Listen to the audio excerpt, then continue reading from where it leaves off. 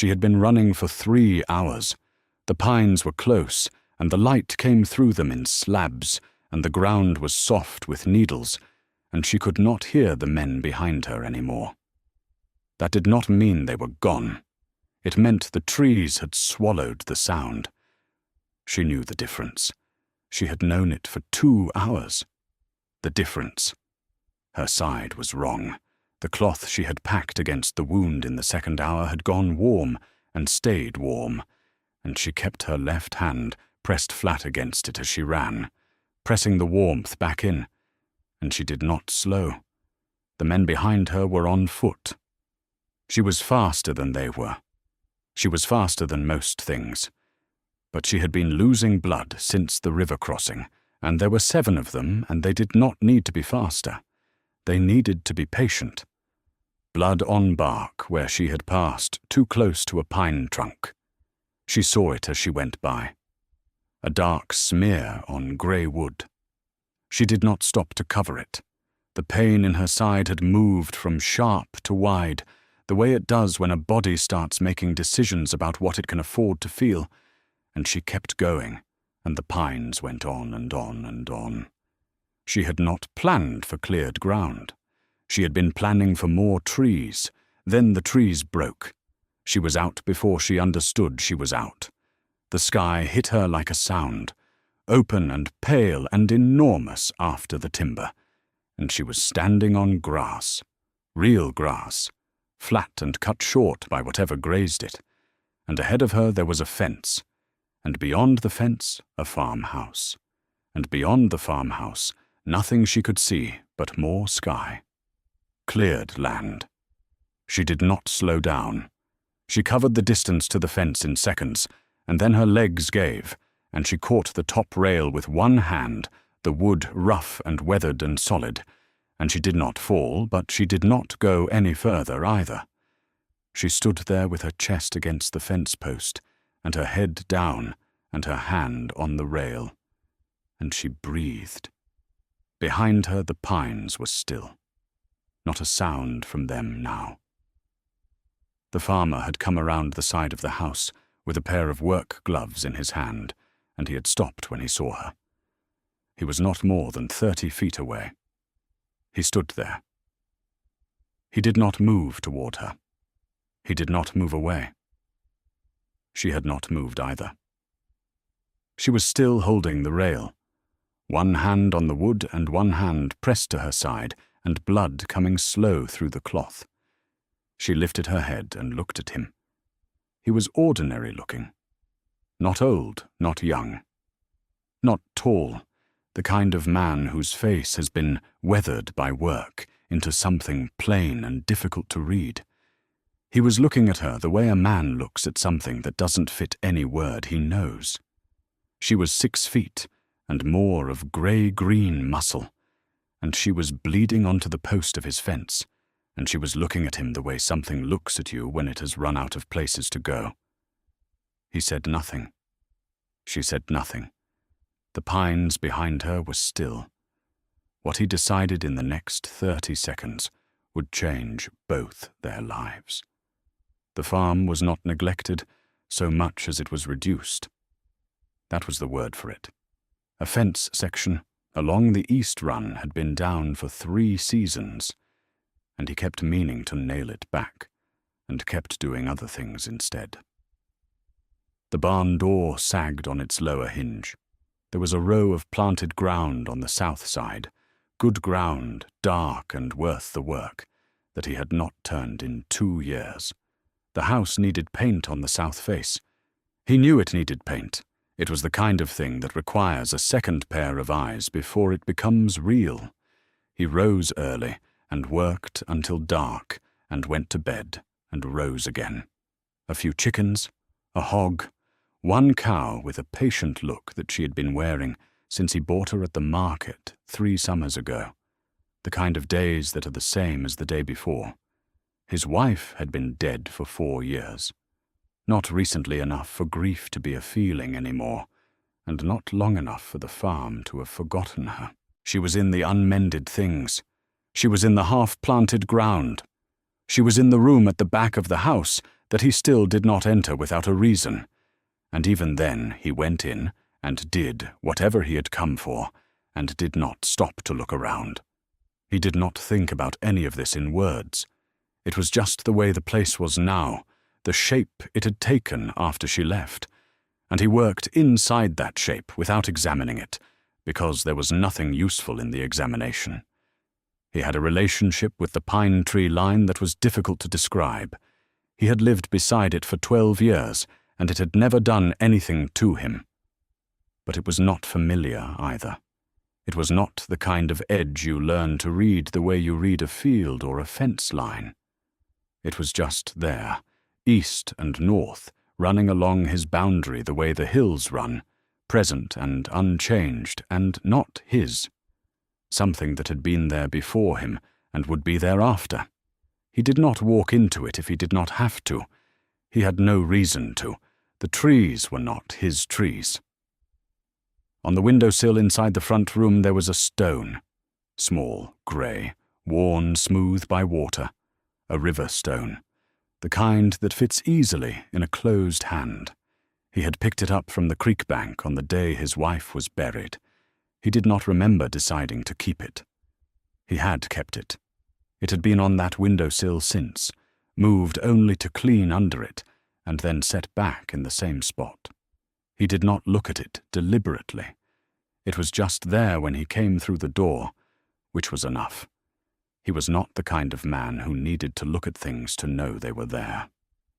The day she appeared, he had been working on the east fence. He had finally gotten out there with the nails and the boards and the plan to fix the section that had been down 3 seasons. He had the boards up and was measuring them when he heard something in the pines. Not a loud sound.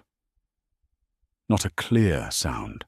The kind of sound that is wrong about the way it moves, that has no animal he could name attached to it. He set down the board and listened. He tells himself, later, that he did not know what he was going to do. That when she came through the tree line, bleeding and barely upright, he had not decided anything yet. He is not sure that is true. She was at the fence, and he was in the yard, and neither of them had moved. He could hear something in the pines, not the men themselves, not voices, not footsteps, but the sound of a forest that has people moving through it. The way branches close after a body passes, the way birds do not call from a certain quarter, the weight of things that have gone still on purpose. He lived beside those trees, and they were not his to read. But he could hear what that sound meant, and he understood it, and he stood very still while he understood it. She was bleeding onto the fence post. She was standing, barely, one hand on the top rail, her head down. She was looking at him, the way something looks at you when there is nothing left behind it. She said nothing. He said nothing. The sound in the pines moved. He could track it now, east and north of him, parallel to the fence line, not closing in. Not yet. He made a decision. He did not examine it. He crossed the yard to the gate and lifted the latch and swung it open and stepped back. He pointed at the barn. That was all he did. He did not speak. He did not reach for her. She looked at him for a long time. He looked back. Neither of them looked away. Then she moved. She came through the gate slowly. Not from hesitation, from the wound. Every step cost her something, and she did not show it in her face, only in the way she moved, the way a person moves when they are spending what little they have left. He could see she was down to counting steps. Her jaw was set, and she breathed through her nose, and she did not look at him again, until she was at the barn door. He walked beside her, and didn't touch her, and did not speak. She made it to the barn. He pulled the door open. She went in ahead of him and found the far wall and put her back against it, between the stalls, and lowered herself down. The straw was deep there, and the air smelled of hay and old wood. The cow moved away to the other side. The chickens did not care. She did not take her eyes off him. He stood in the doorway for a moment. Then he went back outside and found the water pail he had been using for the fence work and carried it inside and set it near the door. Not near her. Near the door, where she could reach it or not, as she chose. He left without saying anything. He pulled the barn door shut behind him.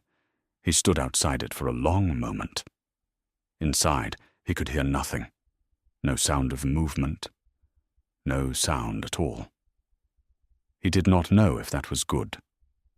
Outside, he went to the fence and leaned on it with his back to the barn and looked at the pines.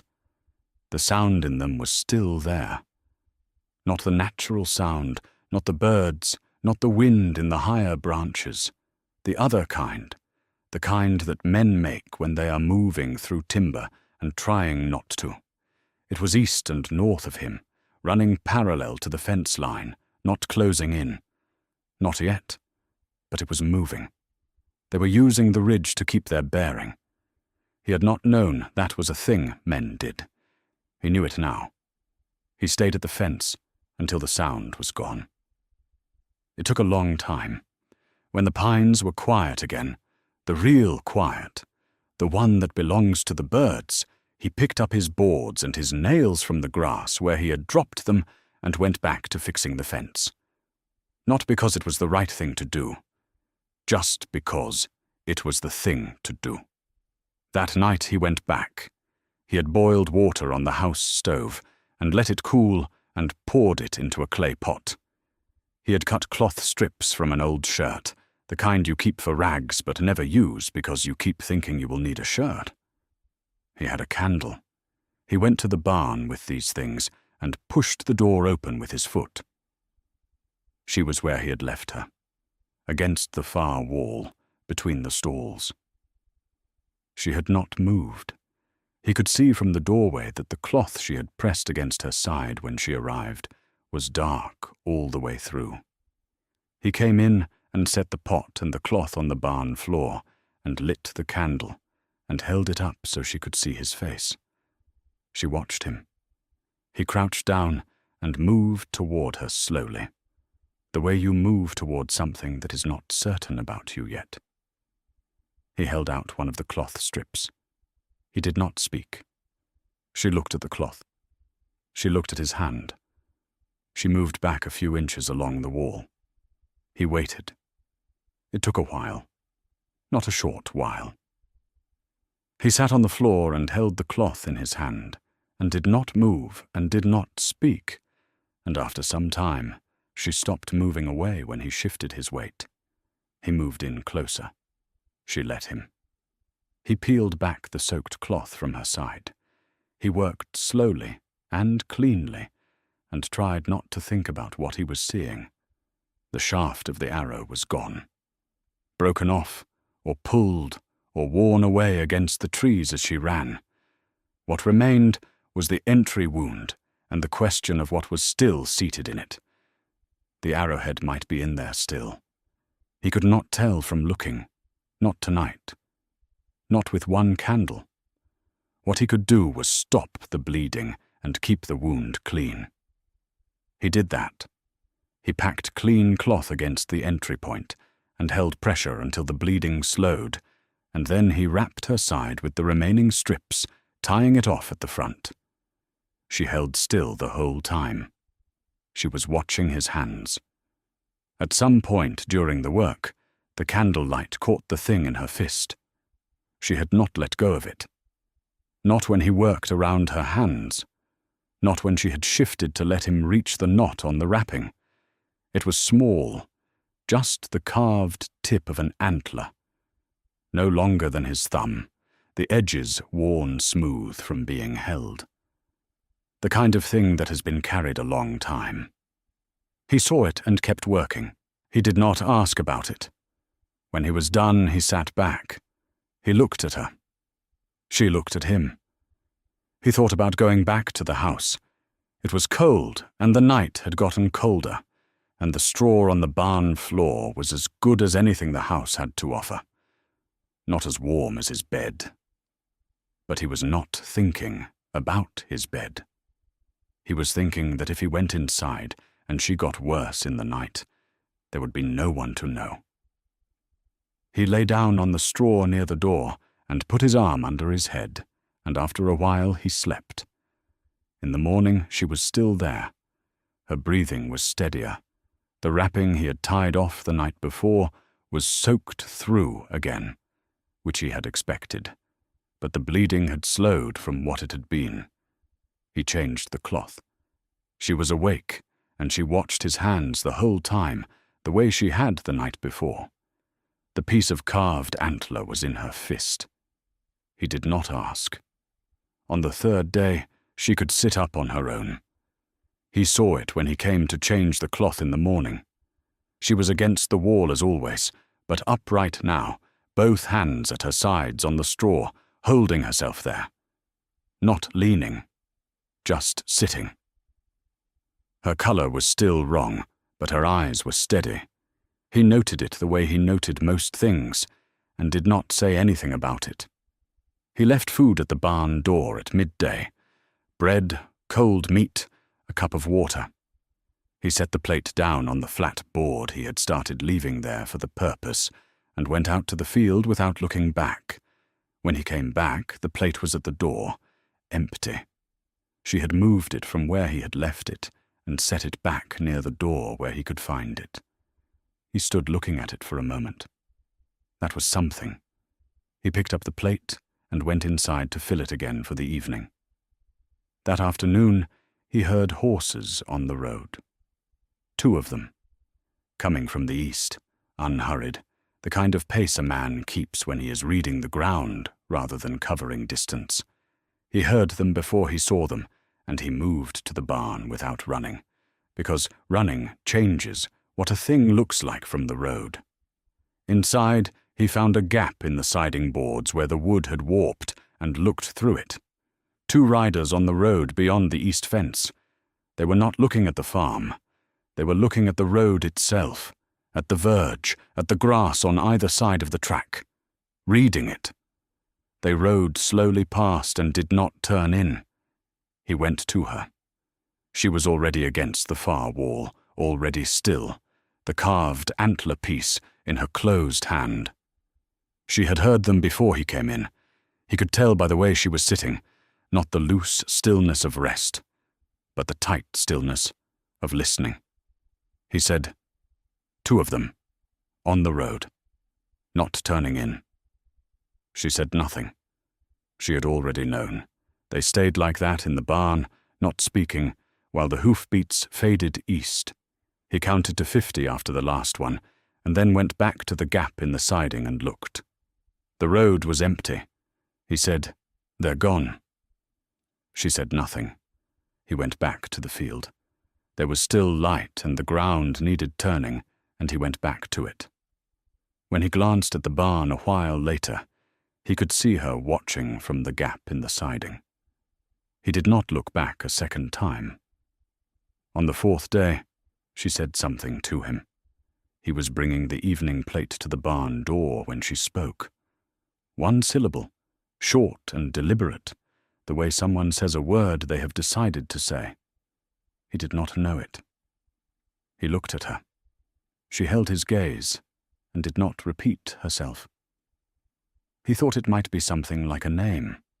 Not his name, not a name she had learned for him. Something she had decided to call him. A word from whatever language she kept in her own head. He set down the plate. He did not correct her. He did not ask. He went back to the house and sat down at the table and looked at the river stone on the windowsill for a while. He did not pick it up. He went to bed. On the 5th day, she appeared in the barn doorway. He was on the south fence run, pulling a split board and measuring the replacement. He heard the barn door and looked up. She was standing in the doorway with one hand on the frame, looking at him. He looked back. He went back to measuring. She came over. She came slowly, one hand still pressed at her side, but she did not stop midway and she did not ask for anything. She just came. She did not ask about the fence. She just came to the post and took hold of the board he had set against it, and held it in place with one hand while he drove the nail. Her hand was large enough to cover most of the board's width. She held it steadier than a man could have. He did not tell her to go back inside. He was aware he probably should have. They worked along the south run for 2 hours. She was slow and favored her left side, and he could see when a movement cost her more than usual by the way she paused before the next one, a half breath, and then continued. But she did not stop. He handed her nails. She drove them with the flat of her palm instead of a hammer, a single press, controlled, the nail sinking in clean. He had never seen anyone do that before. The posts held. He did not remark on how she drove the nails. She did not remark on him watching. At midday she sat down in the grass beside the fence and did not get up. He brought water from the well in 2 cups. She took hers and drank it without speaking and handed the cup back. He sat down on the grass a few feet away and drank from his own. The sun was past the middle of the sky.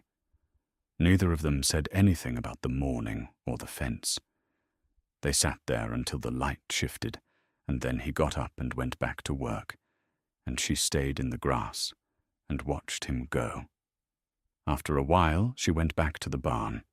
He noticed the antler piece because she had set it on the fence rail while they worked, not held in her fist the way she always held it, just set down on the rail, within reach, but not in her hand. He had seen it there, and not said anything. When they finished for the morning, she picked it up and took it back inside with her. He thought about the stone on his windowsill. He had not set it down beside a fence rail. He had not set it anywhere it could be seen since the day he put it there. He had not told anyone what it was or why he had it. But he thought about it now, walking back to work, and he thought it was possible she had seen the shape of a man who kept a thing he did not talk about. He said nothing about the antler piece. She did not offer anything about it. That was the way things were between them. That evening she ate in the barn. He ate in the house at the table with the plate, in the same spot it had always been in. The 2 chairs across from each other, the way they had always been. One of them empty, the way one of them had been empty for 4 years. He had not suggested they eat together, and she had not asked. It felt the way it always felt. It also felt different. He did not look at the second chair. Before he went to bed, he lit the lamp in the front window and left it burning. He had not done that in 4 years. He did it now, and went to bed without examining why. On the 8th day, she was in the yard. He heard her from the back of the house. Not a loud sound. A flat sound, the kind a person makes when something goes wrong in the body, and they are trying not to make any sound at all. He came around the corner of the barn, and she was standing very still beside the fence, one hand on the rail, the other pressed flat against her side, and she was not looking at anything in particular. He did not ask what happened. He could see what had happened. He got her back inside the barn and got the fresh cloth and the water from the barrel and started over. This time she did not move away from his hands, not once. Not when he pressed the cloth against her. Not when he unwrapped what was there.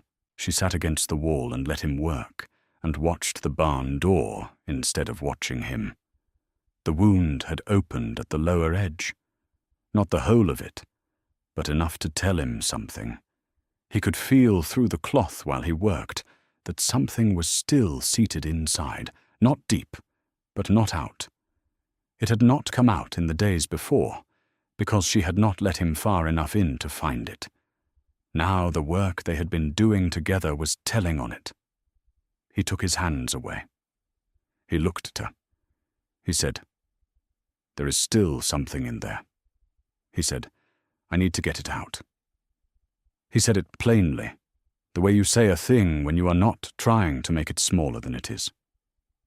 She looked at him for a long time. She did not say no. He had a good knife, and he had clean cloth, and he had water he had boiled that afternoon, without knowing why, the way the body sometimes knows what the day will need before the mind does. He worked slowly, and she held completely still. It was the longest he had been that close to her. He was aware of the size of her, the way you are aware of something large being very careful around you. She did not flinch. She held her breath for the hard part, and let it out when it was done. The arrowhead came out clean. He packed the wound and closed it as well as he could, and tied it off with the last of the good cloth. He sat back. She breathed. He went outside and washed his hands at the well and came back in.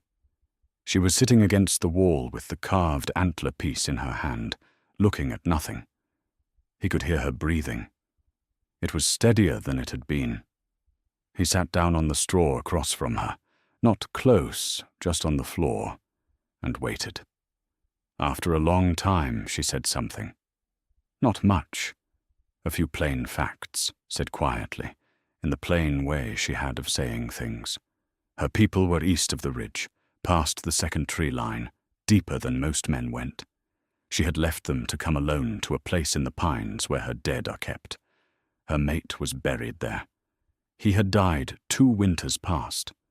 Her people went alone to tend the dead. That was how it was done. She had done it every year since he died. The hunters had found her on the way in, before she reached the place. He listened. He did not ask how long the walk was to the place in the pines, or how many days she had been traveling when the hunters found her.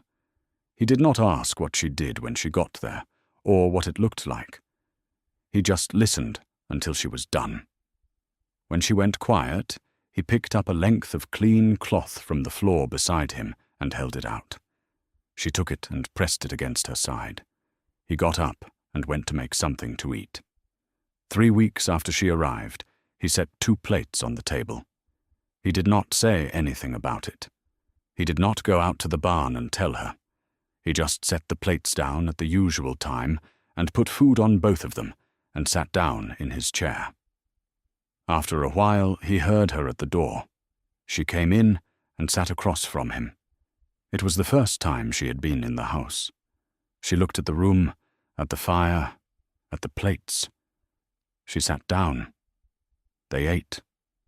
The fire made the only sound.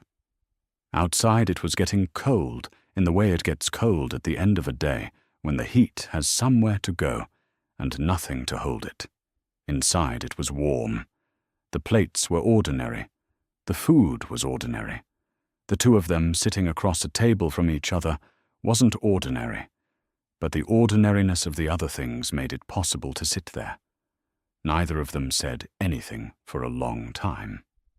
After the meal, she set the carved antler piece on the table between them. She did it the way you do something you have decided to do and do not want to discuss first. She set it down in the middle of the table and put her hands flat on either side of it and looked at him. He looked at it. He looked at her. He recognized what it was.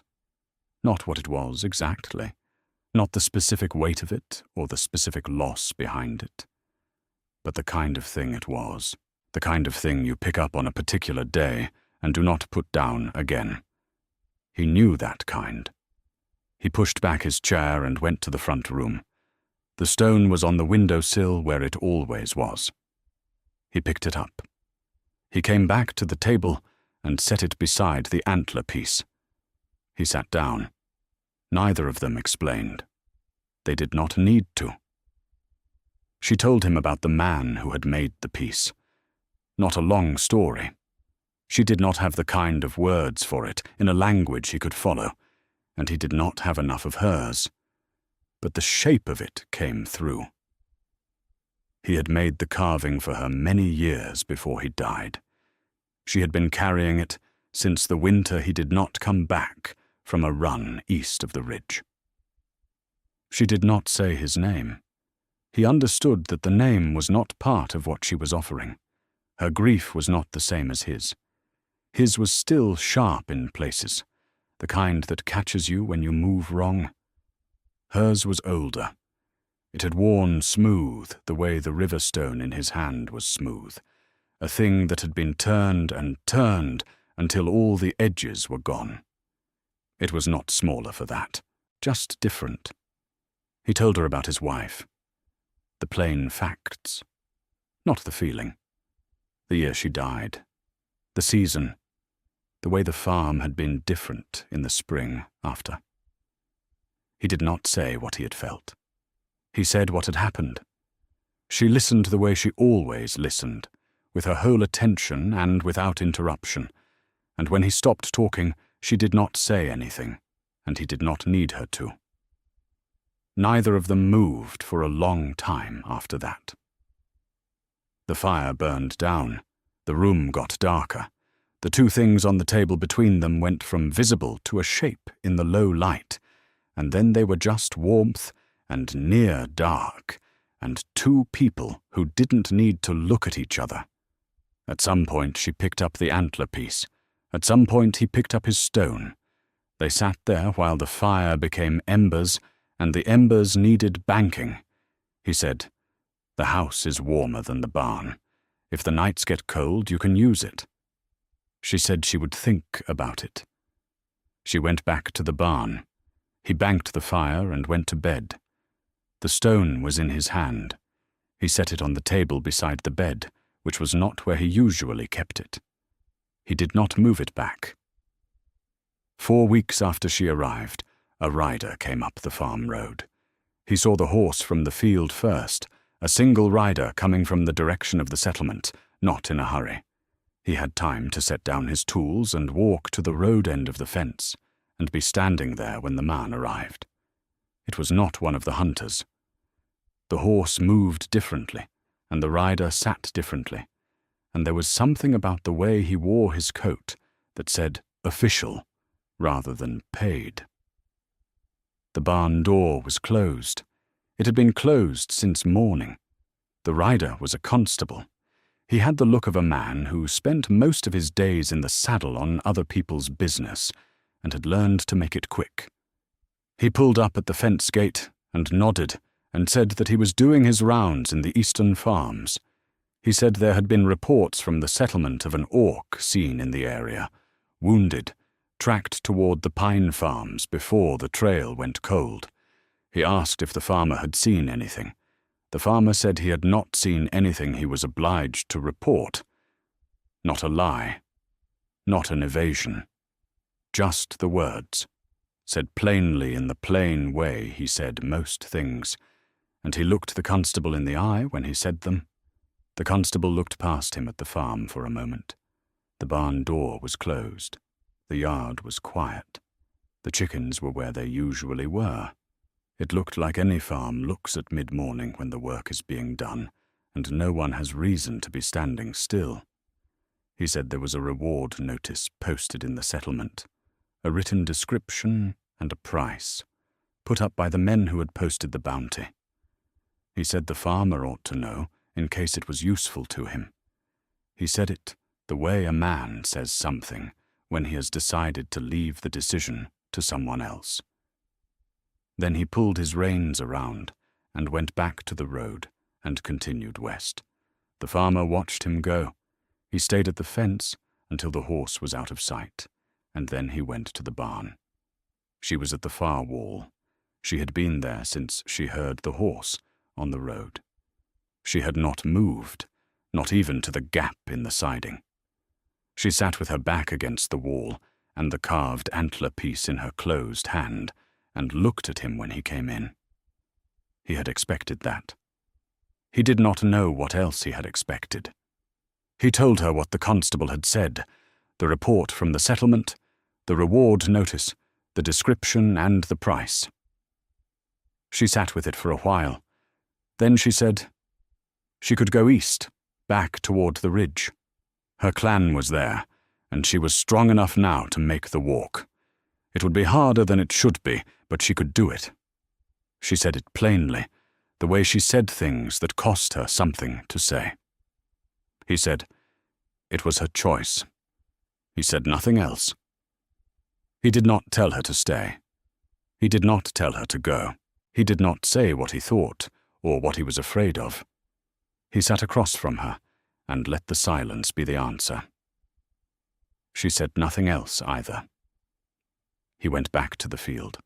When he came in at evening, she was in the yard, tending the hog's pen the way she had taken to doing in the late afternoon. He had not asked her to do it. She had just started doing it, the way she had started doing a lot of things around the farm. She looked up when he passed. He nodded. She went back to the pen. She did not go east that day or the day after. They came on a Tuesday morning, 7 of them on horseback, riding in from the road that came out of the settlement. He saw them a long way off. He had time to set down what he was doing and stand at the fence and count them and watch them come. 7. Not 2 this time, not 1 rider doing his rounds. 7 men on horses, moving at a walk, the way you move when you have a destination and you know where it is. They turned in at the gate. Not one of them spoke when they turned in.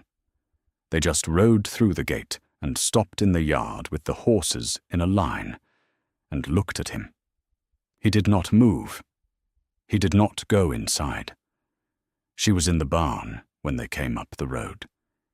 He knew she had heard them before he heard them.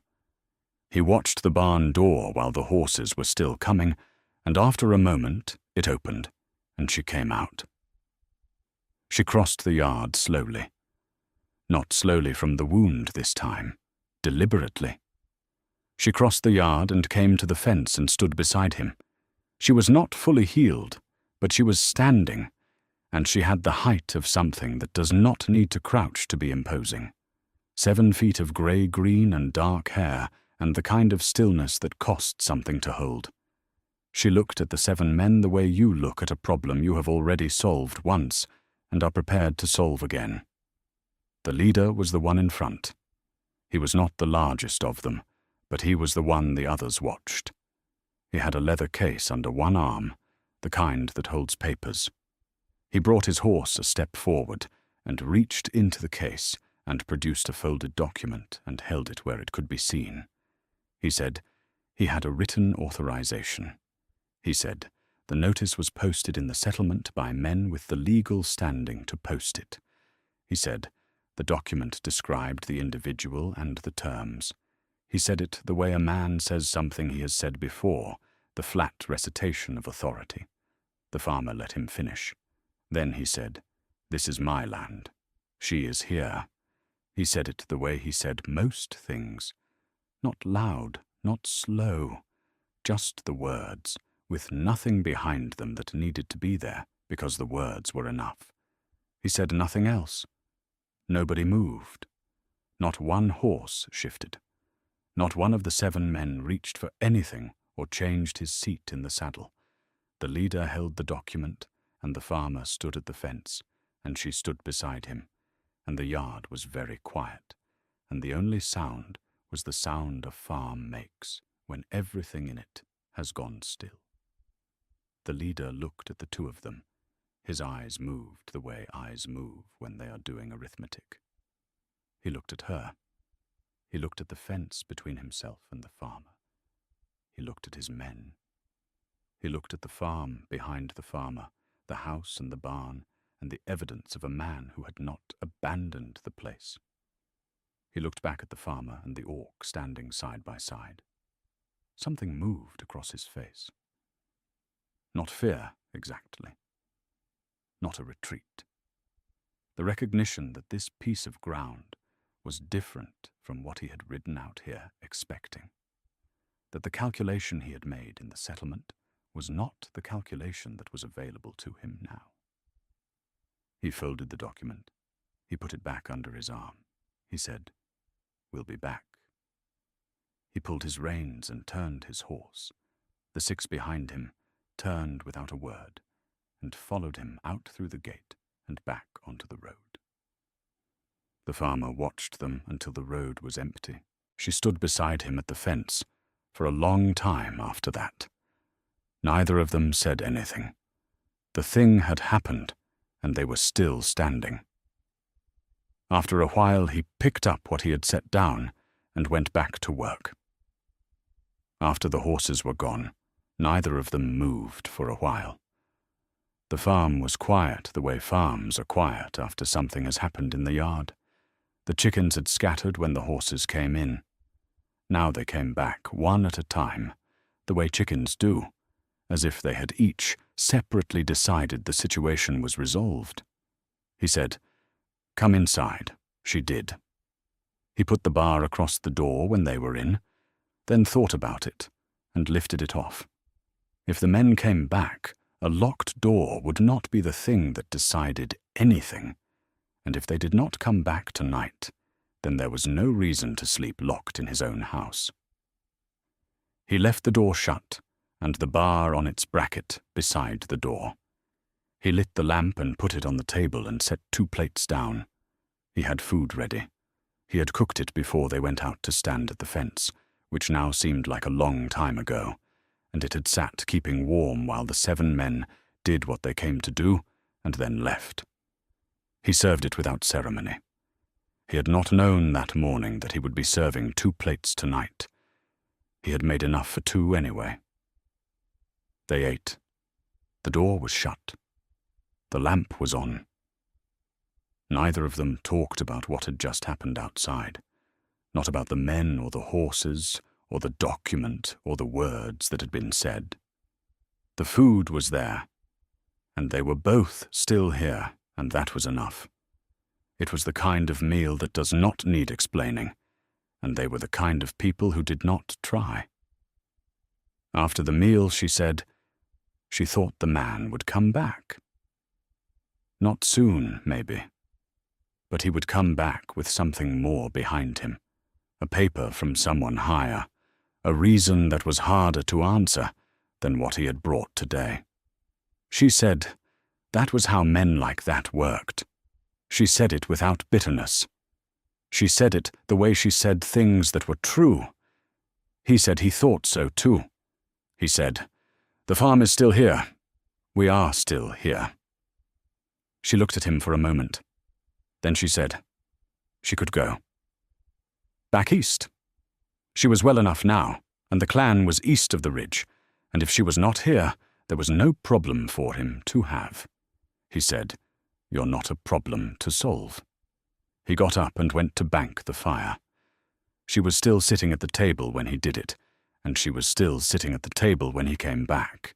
He sat down across from her. They did not say anything else about it. He did not say, "Stay." She did not say, "I will."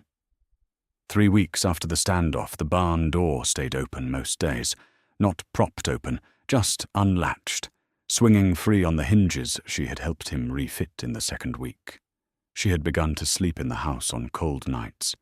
He had pulled the cot from the back room and set it near the stove without saying anything about it, and she had started using it without saying anything about it either. That was the way most things happened between them. The fence along the south run was straight for the first time in years.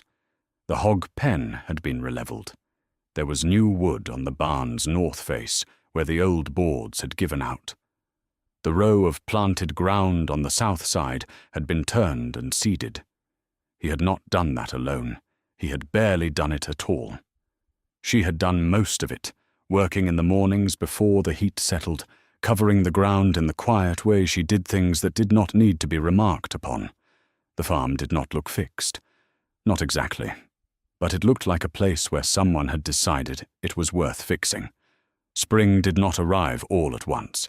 It came the way things come back after a long time, in small movements, uncertain at first, and then certain. A week of cold, and then a warm week, and then cold again. And then one morning, the ground was different under his boots, and the light was different, and he knew without deciding to know that the season had turned. He had spent 4 winters here, alone. This one he had not spent alone. That was the thing that had changed. The fence stood. The barn door closed on its hinges without being lifted. The south ground was turned and planted, more ground than had been worked in years. There was still a section of the north fence that needed attention, and the roof over the back room had a place that would need patching before the heavy rains. But the things that had been fixed had held through the winter and were still holding, and the farm looked like a farm that was being kept. That was new. She had not gone back to the ridge. She had not said she wouldn't. It was not a conversation they had had. She was just still here. The way certain facts become facts, without announcement, without any decision either of them could point to. One day she was still here, and then another day she was still here, and at some point it stopped being a question. He was not sure when exactly he had stopped thinking of her presence as temporary. He was not sure she had ever thought of it as temporary. These were not things they had said to each other. They were just the shape of how the days had gone. He noticed the stone and the antler piece one morning when he came through the front room. They were on the windowsill together, not placed there, not arranged. Just there, the way things accumulate in a house when 2 people are living in it, each object having migrated to the same place without either of them having carried it there on purpose. The stone he had kept there for 4 years. The antler piece must have ended up there in the past weeks, set down one evening and not picked up again, which was its own kind of change. He did not know exactly when. He stood there for a long moment looking at them. He did not move them. He did not have a word for what they were to each other. The words he knew did not fit. Not family. Not quite. Not neighbors. Not what she would call her own people, and not what the settlement would call anything they had a name for. Something that did not have a word yet, and did not need one. One evening he stood at the fence along the eastern tree line, the one they had nailed straight together in the fall. He looked into the pines. The leader had not come back. Not yet. The document and the authorization and the settlement behind it were still out there somewhere, still moving, still working toward something. The world beyond the fence had not finished with them. Both of them knew it. They had talked about it, in the plain way they talked about things, and they had not come to any different conclusion than the one they had already come to. They had decided to be here anyway. Did you enjoy the story? Subscribe to the channel to watch more stories like this one. Leave a like. It helps the channel a lot. And drop a comment down below. I always read them and use your feedback to make our content better. Thanks so much.